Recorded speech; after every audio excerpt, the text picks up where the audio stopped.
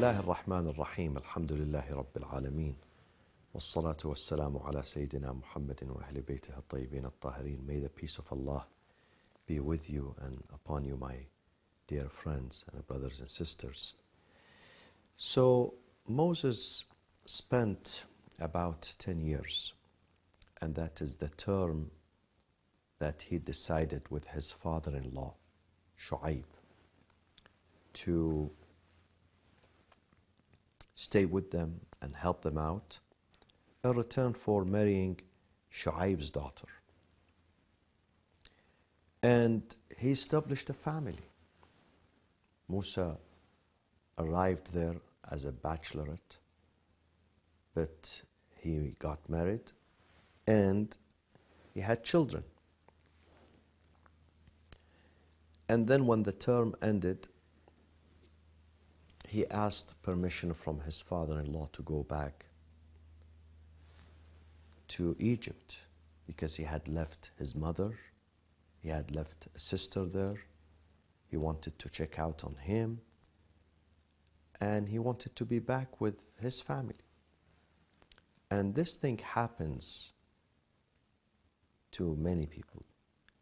They leave their home, they leave their town, they go elsewhere to work or to study or for treatment or for some business. But then they never go back home. They stay in that new home. They stay in that new country forever. Sometimes the political situation in their countries does not help. Sometimes the economic situation doesn't help them to go back. So they take a new home.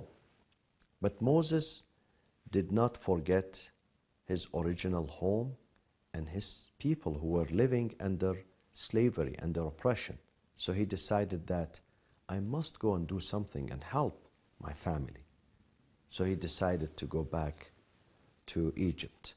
فَلَمَّا, once Moses finished his term, قَضَى مُوسَى الْأَجَلَ وَسَارَ بِأَهْلِهِ أَنَسَ مِنْ جَانِبِ الطُّورِ نَارًا. He perceived, أَنَسَ means he perceived from the side of the mount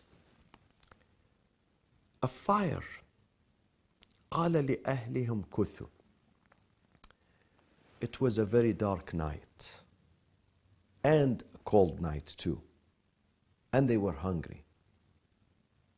And some historians believe that his wife was pregnant too, beside having maybe a couple of children.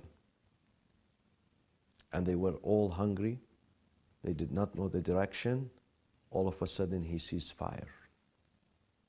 So he tells his family, امكثوا إني آنست نارا. Stay here. I perceived a fire, perhaps لعلي آتيكم منها بخبر. I'll bring you some news therefrom. أو جذوة من النار لعلكم تصطلون. Or a firebrand that haply you may warm yourselves with. لعلكم تصطلون. So he left them. And the Imam says, he left them in the desert seeking some news, meaning news of, direction back to Egypt, and some firebrand, probably some food too. With this intention, he left his family. He said to them, stay here. But when he came back with something much greater than food, than firebrand. Much greater. And that was the message of God. That was the nubuwwah, prophethood. See, when you put your trust in God, sometimes you go to a place, to a country, another town, seeking something limited. But when you are with God, God will give you that something which is limited and beyond, something above, much more above and beyond what you sought earlier. This is what happened to Moses. فَلَمَّا أَتَاهَا, when he arrived near that fire, نودي من شاطئ الوادي الأيمن في البقعة المباركة.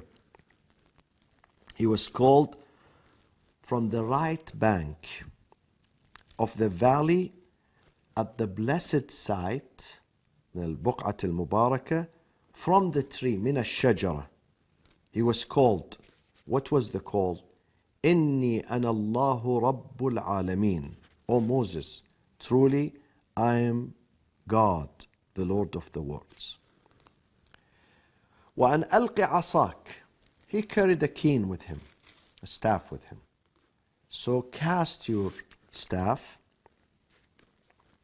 Then when he saw it moving like a serpent, فلما رآها تهتز كأنها جان. Jan means, in this context, it means a serpent.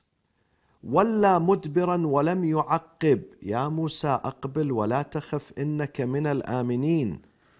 He turned in retreat without returning. He started running. ولا. O Moses, we said to him, approach and fear not. Truly, you are of those who are secure. إنك من الآمنين. God wanted to present him with something very impactful and powerful, with a miracle right from the beginning. So he knows that it is God who is speaking to him, not something else. And he knows this is real. And ultimately he knows that he has been endowed by God with this message. So God said to him, the first thing, cast your cane that you carry with you. When he did, it turned into a moving serpent. Even himself, he could not believe that. He was so fearful that he did not even look behind him to see what happened. He started running forward. But God said to him, "O Moses, hold on. Hold on, Moses. Don't run away. Aqbil, come back. ولا تخف, don't fear. Truly you are secured here. إنك من الآمنين. Nothing wrong will happen to you." And then God said to him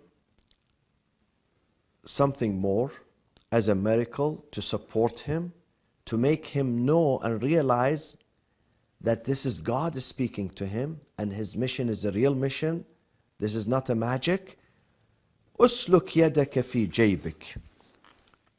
Insert your hand in your bosom. It will تخرج بيضاء من غير سوء.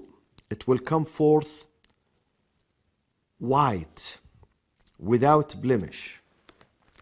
Why the Quran says without a blemish here? Because there are stories in earlier scriptures, like the Torah, which says that when he took his hand out of his bosom, it wasn't white. It had some sort of sickness on his skin. But God here is asserting that no, the hand was very clean and very healthy and white without blemish. أسلك يدك في جيبك تخرج بيضاء من غير سوء واضمم إليك جناحك من الرهب فذلك برهانان من ربك إلى فرعون وملئه إنهم كانوا قوما فاسقين. The second thing, draw your arms to yourself against fear. These are two proofs from your Lord to Pharaoh and his notables. Verily, they are unjust people. So what does it mean that the second sentence, draw your arms to yourself? Commentators, they differed over this meaning. But some of them said the meaning of it is to give you security when you join and when you put together and draw your arms to yourself.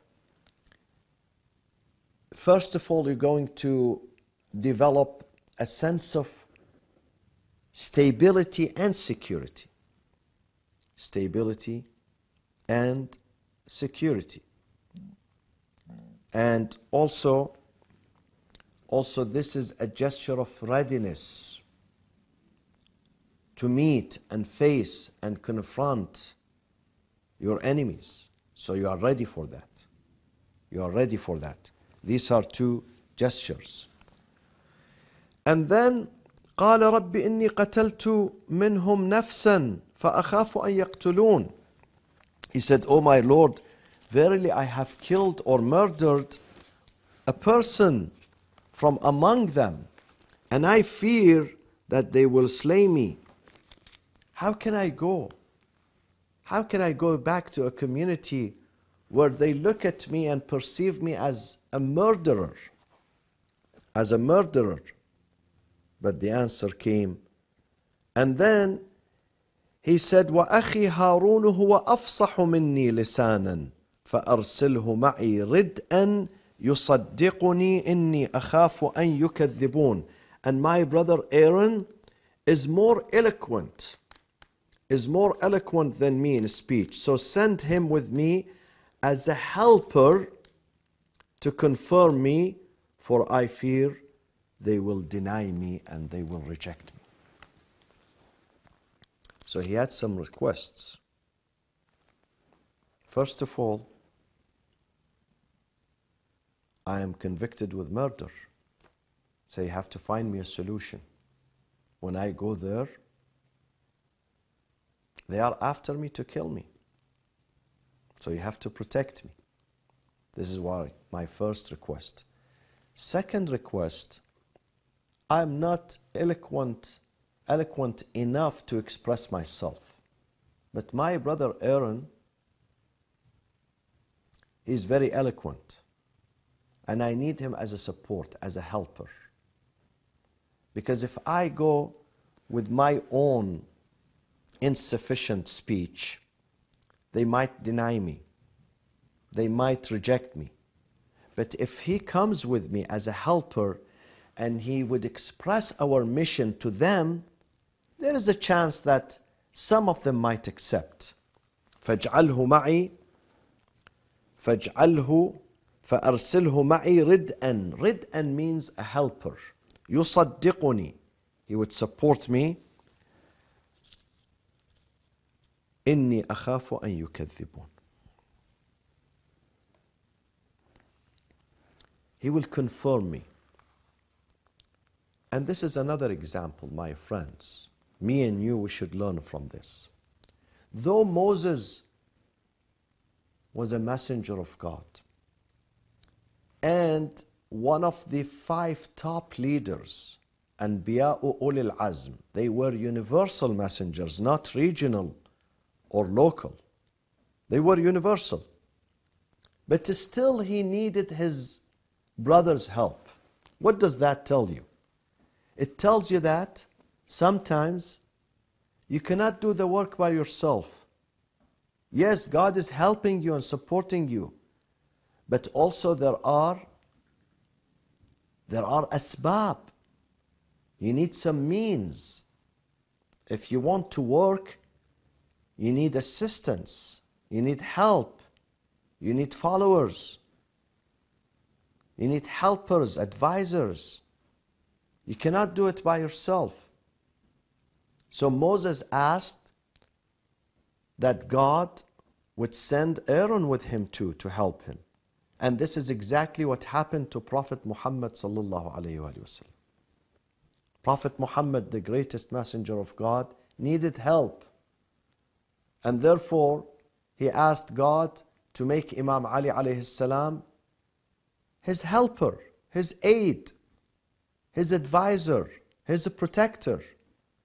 And he said about Imam Ali in some occasions many occasions, he said, this Ali represents to me what Aaron represented to Moses, with one difference, that Aaron was a prophet and Ali is not a prophet. إِلَّا أَنَّهُ لَا نَبِيَّ بَعْدِ. There is no prophet after me. So the prophet also needed Ali to help him, to stand with him. The same way Moses asked for help. He wanted Aaron to be with him. God said to him, سَنَشُدُّ عَضُدَكَ بِأَخِيكَ. We shall strengthen your arm through your brother's arm. سَنَشُدُّ عَضُدَكَ بِأَخِيكَ. Both your arms are going to be together. What does that mean? This is a metaphor for working together. Putting both arms together, it means working together. Being together in this mission. سَنَشُدُّ عَضُدَكَ بِأَخِيكَ وَنَجْعَلْ لَكُمَا سُلْطَانًا. And we shall grant you an authority for both of you. وَنَجْعَلْ لَكُمَا سُلْطَانًا فَلَا يَصِلُونَ إِلَيْكُمَا. They cannot reach you with harm. This is an answer to his question, because he said, God, I need a protection, because they convicted me with murder, and if I go there, they will kill me. God is giving him assurance that, listen, they would not be able to reach you, they would not harm you. سَنَجْعَلْ لَكُمَا سُلْطَانًا. We're going to assign protection for you. So don't worry. سَنَجْعَلْ لَكُمَا سُلْطَانًا فَلَا يَصِلُونَ إِلَيْكُمَا. They cannot reach you both. They shall not reach you with our signs. You and those who follow, you shall be the victors.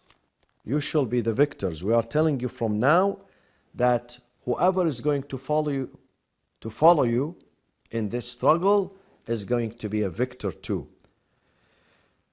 أنتما ومن اتبعكما الغالبون. So this was the message he received in that spot in the desert. And he continued his journey back to Egypt. فَلَمَّا جَاءَهُمْ مُوسَى بِآيَاتِنَا. He came and he stood before Pharaoh. Of course, he came back to Egypt. It wasn't easy for him to meet the Pharaoh. The Pharaoh was the highest authority. It's not easy to reach him. So he tried several times. They say for several days. Some commentators say 40 days. He tried every morning. He will go to the gates of the palace asking to meet with Pharaoh, and he is denied. So he comes back the second day, the third day, the fourth day. Because God has endowed him with this responsibility. Again, there is a lesson in that you don't give up. If you are denied once or twice, you don't give up, you continue. You continue. You become relentless, persistent in your mission.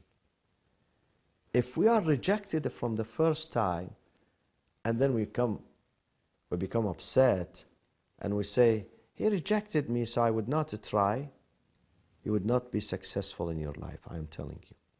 Every mission you conduct, every enterprise you follow requires persistence, requires hard working. So if there is some setbacks or failures here or there, that should not set you back from the original goal and the original mission. You have to keep working. Don't give up. Because today you failed. Or tomorrow you're going to fail. Don't. Look forward. Failure is a prerequisite for success. No person was able to be successful from day one or the first attempt. No person. even in our material life. Those big names, those who are part of the 500 fortune, when you read about their life, you find that most of them, their beginning was very humble. And they tried and tried and tried, and they failed, and people rejected them. Even some members of their families did not take them serious. They reprimanded them, they criticized them, they put them off. But they continued. The secret number one for success is persistency. To be persistent. Don't give up. Continue your mission. And this is what Moses did. He continued his mission every day until at the end they gave up. They said, okay, you can meet the Pharaoh now. Come inside. They allowed him to go inside the palace, and he stood before Pharaoh forcefully, with full confidence. Next to him is his brother who is helping him and supporting him. And he delivered the message of God right before the eyes and the ears of Pharaoh. He delivered that message. And we will see what happened after that. What will happen after delivering this powerful message to Pharaoh? We will see that in the upcoming episodes, inshallah. Wassalamu alaikum wa rahmatullahi wa barakatuh.